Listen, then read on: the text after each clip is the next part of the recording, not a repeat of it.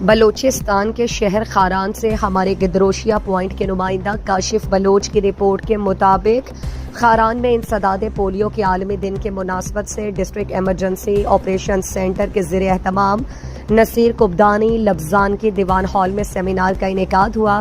Seminar کے مہمان خصوصی ڈپٹی کمشنر خاران منیر احمد سومرو تھے۔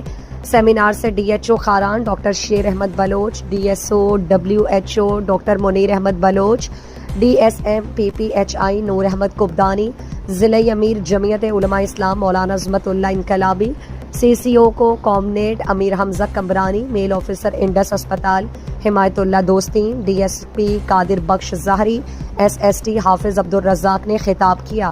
مقررین نے کہا کہ پولیو ایک جان لیوا مرض ہے جس کے خلاف سب نے مل کر جہاد کرنا ہوگا، کیونکہ پولیو مرض سے پورا خاندان ذہنی مریض بن کر معاشرہ اپاہج ہوتا ہے۔ خاران میں ہمہ وقت سے پولیو کے خلاف محکمہ صحت کے اہلکاروں سمیت سیاسی و سماجی طبقات علماء کرام نے فعال کردار ادا کی۔ ہمیں پولیو کے خلاف ہر ممکن کمر بستہ ہونے کی ضرورت ہے تاکہ پولیو سے پاک معاشرے میں آگے بڑھ سکیں۔ مقررین نے مزید کہا کہ پولیو سے بچاؤ کا مہم ہر سال ہوتا ہے۔ پولیو سے پاک خاران سب کی محنتوں اور کاوشوں کا نتیجہ ہے۔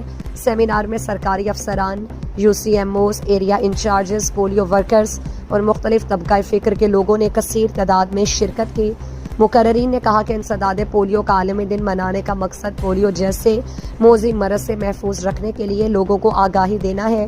سیمینار کے آخر میں deputy commissioner Munir Ahmed Soomro, DHO doctor Sher Ahmed Baloch, DSM نور احمد قبدانی اور دیگر نے پولیو مہم کے دوران بہترین کارکردگی دکھانے والوں میں تعریفی اسناد تقسیم کیے گئے۔